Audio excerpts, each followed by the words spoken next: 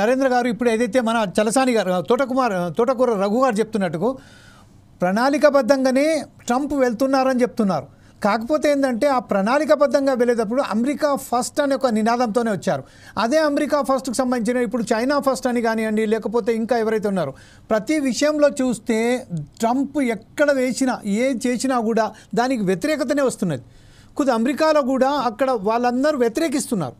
ఈ నేపథ్యంలో ప్రపంచవ్యాప్తంగా ఒక యుద్ధానికి ఆప్తాను, యుద్ధాలలో నేను పాల్గొనను అని చెప్పినప్పుడు కూడా ఆయుధాలు సరఫరా చేస్తున్న మాట వాస్తవమే అనుకుందాం. కాకపోతే ఇక ట్రేడ్ వార్ ద్వారా ప్రపంచ ఆర్థిక వ్యవస్థని అల్లాకల్లోలం చేస్తున్న ఈ నేపథ్యంలోనే మీరే ఎట్లా విశ్లేషిస్తారండి?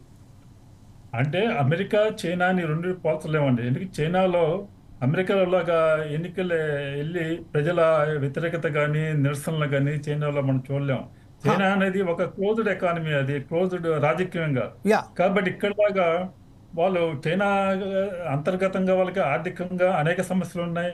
వాళ్ళు ఇప్పటికే దిద్దుబాటు చెల్లి ప్రారంభించే చైనాలో వాళ్ళకి ఇంటర్నల్ కన్జంప్షన్ అనేది లేదు. ఎగుమతుల మీద మాత్రమే ఆధారపడిన చైనా ఎకానమీ, వాళ్ళ సమస్య వాళ్ళకు ఉన్నాయి. కానీ అమెరికాలో ఆ పరిస్థితులు లేవు. అసలు అమెరికా ఒక సంపన్న దేశంగా అగ్రరాజ్యంగా మారడానికి దారితీసిన కారణాలు రెండవ ప్రపంచ యుద్ధం తర్వాత ప్రపంచంలో అందరినీ కూడా అమెరికా స్వాగతించింది వాళ్ళ దేశానికి. అది ప్రపంచంలో వస్తువులు కావచ్చు, పెట్టుబడులు కావచ్చు, మానవ వనరులు కావచ్చు, ఎవరైనా వచ్చి ఇక్కడ మీరు వ్యాపారం చేసుకోవచ్చు, ఉద్యోగం చేసుకోవచ్చు, ఆర్థిక కార్యకలాపాలు సాగించవచ్చు. ఆ విధంగా మీరు సంపన్నులు కావచ్చు, మమ్మల్ని సంపన్నులు చేయండి అని ఆ విధంగా మొత్తం ప్రపంచాన్ని ఆహ్వానించడం ద్వారా అమెరికా ఇవాళ ప్రపంచంలో ఒక అగ్రరాజ్యంగా కొనసాగుతుంది అనమాట. దానికోసం ఒక దేశం అగ్రరాజ్యం ఉండటానికి మొట్టమొదటిగా రెండు అంతర్జాతీయ విషయాలు ఉంటాయి. ఒకటి అంతర్జాతీయ వాణిజ్యంలో, రెండోది ఆయుధాల్లో, సైనిక సంపద. ఈ రెండింటిలో కూడా అమెరికా ఇవాళ నెంబర్ 1గా ఉండి ఈ రెండింటి ఆధారంగా ప్రపంచంలో అన్ని దేశాల యొక్క ఆర్థిక వ్యవస్థలుకి అమెరికా లేకపోతే ఎందుకంటే అమెరికా ఎక్కువ ఈ కాలక్రమంలో అమెరికా సంపన్న దేశంగా మారటం వలన వాళ్ళు వస్తూత్పత్తి తగ్గిపోయింది అమెరికాలో. దాన్ని కూడా దిగుమతుల మీద ఆధారపడుతున్నారు. ముఖ్యంగా చైనా నుంచి డైలీ లైఫ్లో ఉన్నటువంటి వస్త్రాలు, లేకపోతే మందులు, ఇది చెప్పులు, చిన్న చిన్న వస్తువుల మీద కూడా దిగుమతి అయితే తప్పితే అమెరికాలో ఉత్పత్తి చేసే పరిస్థితి లేదు. చివరికి ఉద్యోగ సమస్యలు రావడానికి ప్రధాన కారణం ఏంటి?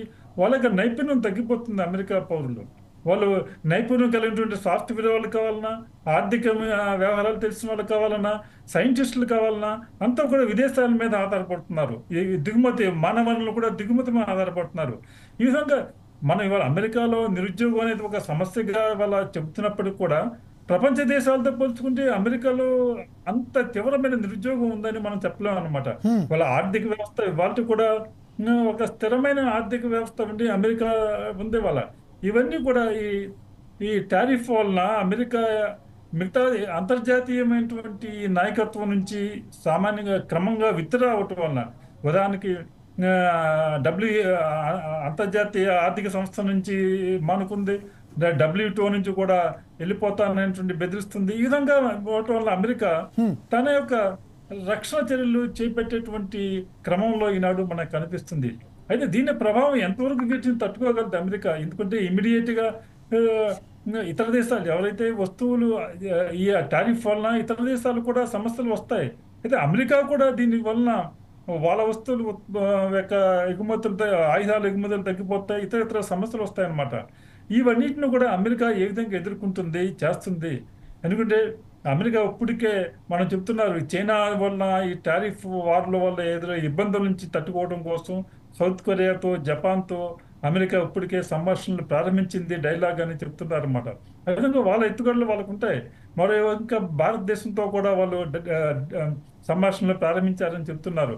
ఇవి ఉంటాయి. అయితే ఈ స్వల్పకాలంలో అమెరికా దీనివల్ల ఇబ్బందులు ఉన్నప్పుడు కూడా దీర్ఘకాలం అమెరికా ఏర్పరిచినటువంటి అంతర్జాతీయ వాణిజ్య చట్టం ఏదైతే ఉందో అది వాళ్ళ దెబ్బతింటే మొత్తం ప్రపంచం కూడా, అన్ని దేశాలు కూడా దాని సమస్యలు ఎదుర్కొన్నటువంటి ప్రమాదం మనకు కనిపిస్తుంది.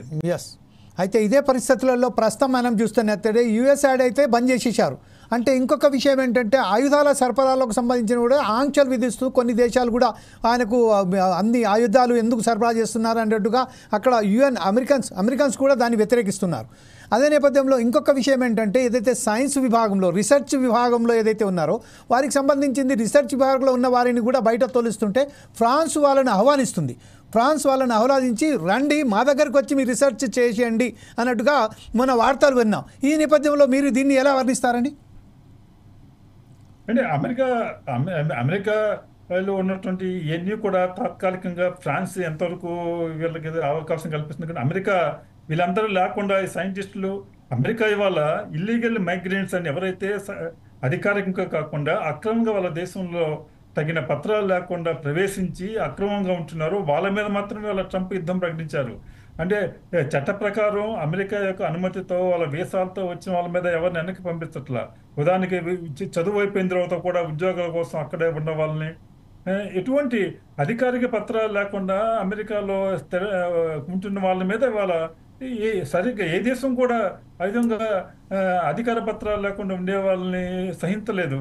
అంటే భారతదేశంలో దేశంలో అయితే ఎటువంటి పత్రాలు లేకుండా అనేక మంది జీవిస్తున్నారు, అది వేరే విషయం. కానీ అమెరికా ఆ విషయంలో చర్యలు తీసుకోవటాన్ని మనం తప్పు పట్టాల్సిన అవసరం లేదు.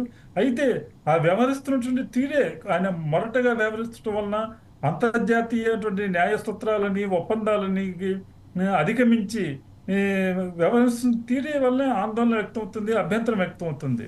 కాబట్టి ఇవన్నిటిని ఆయన అమెరికా ఫస్ట్ నినాదంతో అమెరికాలో ఒక రాజకీయ ఏజెండాతో వచ్చిన ఆయన తన యొక్క ప్రభుత్వం యొక్క ప్రభావం వివిధ రంగాల్లో చూపించడం కోసం ఆయన కొన్ని తొందరపాటు నిర్ణయాలు కావచ్చు, అది సరైనటువంటి ఆలోచన లేకుండా చేసుకుంటున్నారని కావచ్చు. కేవలం వీళ్ళ ట్రంప్ నిర్ణయాలుగా కాదు, గత 20 సంవత్సరాలుగా దాదాపు 10 సంవత్సరాలుగా 15 సంవత్సరాలుగా అమెరికా తీసుకుంటుంటే అనేక నిర్ణయాల వలన అమెరికా అంతర్జాతీయంగా ఏకైక అవుతున్న కనిపిస్తున్నాయి. అయితే అమెరికా అధ్యక్షుడిగా ఇంతకుముందు 4 సంవత్సరాలు పనిచేస్తారు. అప్పుడు కూడా ఈ టారిఫ్ వారు అయిన ఇంత స్థాయిలో కాకపోయినా కూడా చైనా మీద ఇతర దేశాల మీద టారిఫ్లు విధించారు.